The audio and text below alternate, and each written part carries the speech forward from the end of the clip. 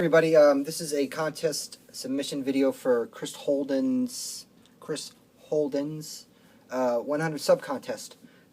He just did his 50 sub contest and jumped up to like 130 something.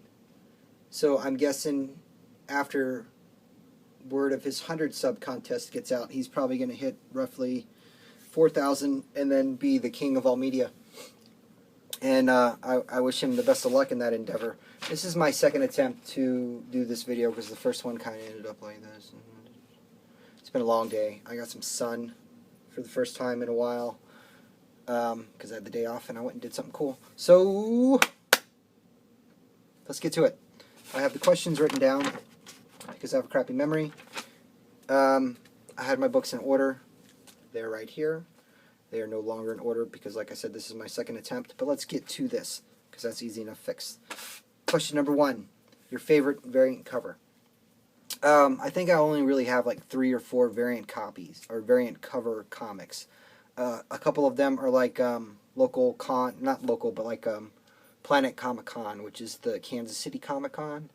They do a variant cover for books every once in a while. Not every year, but every other year, or they'll have the same comic from last year still available for free at the con. You know what I'm saying?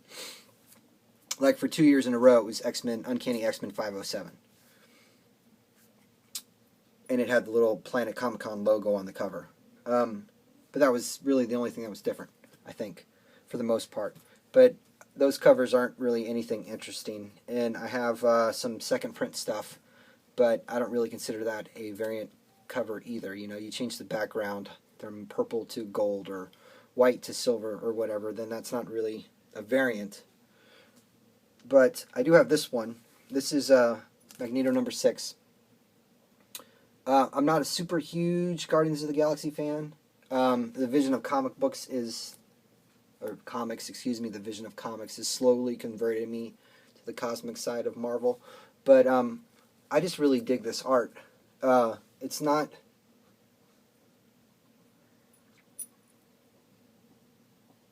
not hyper realistic like most of your contemporary comic artists would do. I mean, okay, for example, look at Gamora.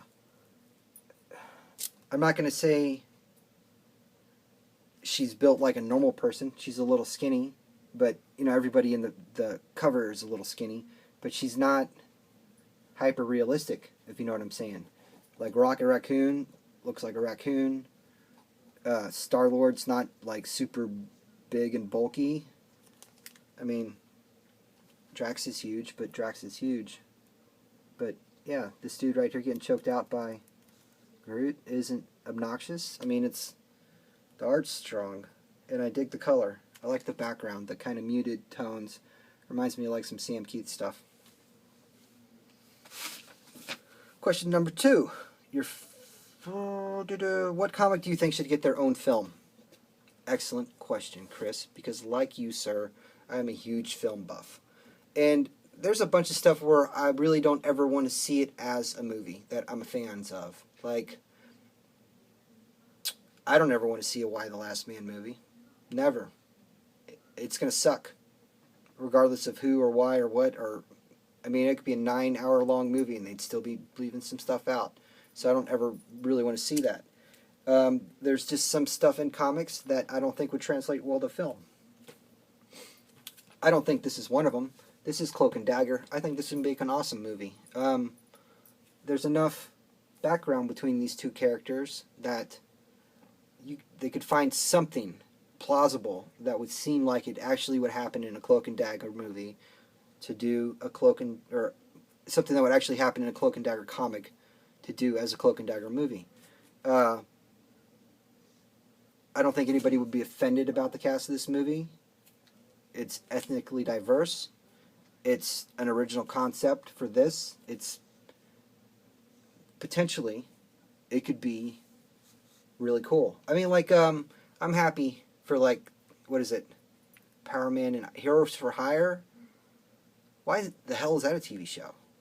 Nothing against them. I have a nice run of Heroes for Hire, but I don't get why that would be a TV show. I mean, the vibe on that book, I don't think would be conducive for TV.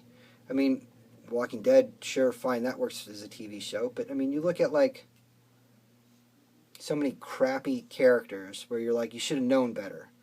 Like, duh, the Jonah Hex movie sucked. There was no way of doing that without it sucking. Or, man, Daredevil. Or the Spider-Man 3, the musical, or whatever. You know what I'm saying? But I think this potentially could be a great movie. It has that sensibility to it that it's kind of the trend right now in Hollywood of like the gritty kind of documentary film. You know, it's not, you know what I'm talking about. Cloak and Dagger, that's my answer. Moving on. Question number 3, shout out a new YouTuber or someone who has less than 100 subs. That'd be Notawog, my buddy Brian. I think he's at 60-something right now, and I don't understand why he's only at 60-something. His videos are awesome.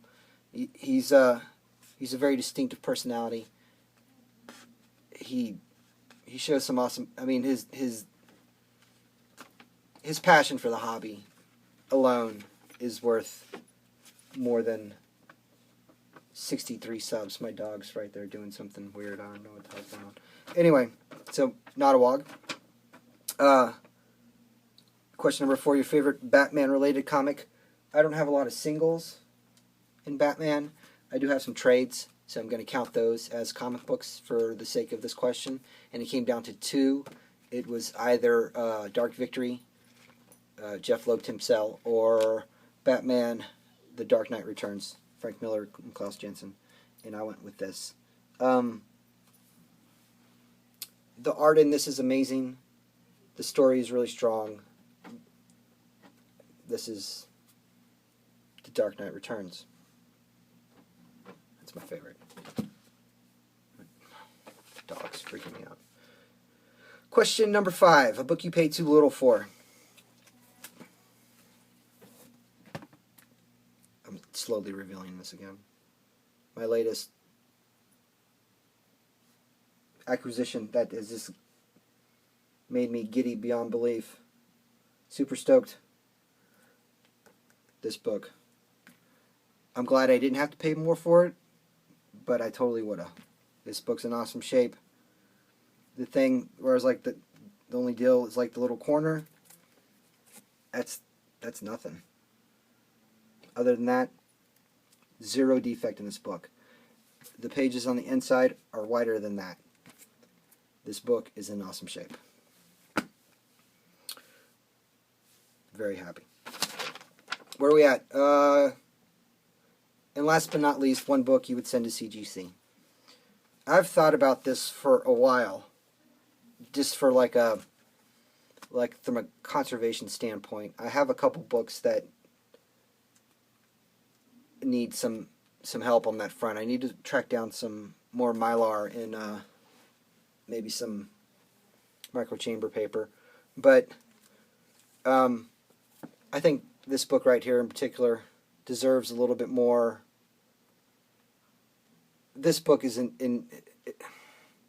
this is my copy of Amazing Spider-Man 15. The book itself is in great shape. The spine, I'm not going to say is perfect because there's a little, the Mylar, you can't really tell, but there's like it's a dent, like a non-color breaking dent, I guess. And then on this side, it's not like a crease, it's like the colors foxing off. Does that make any sense? But the corners, for the most part, are great. The bottom is kind of cut a little weird, but other than that, this book is in awesome shape. And I'd like to keep this book in awesome shape because this is one of my favorite comics.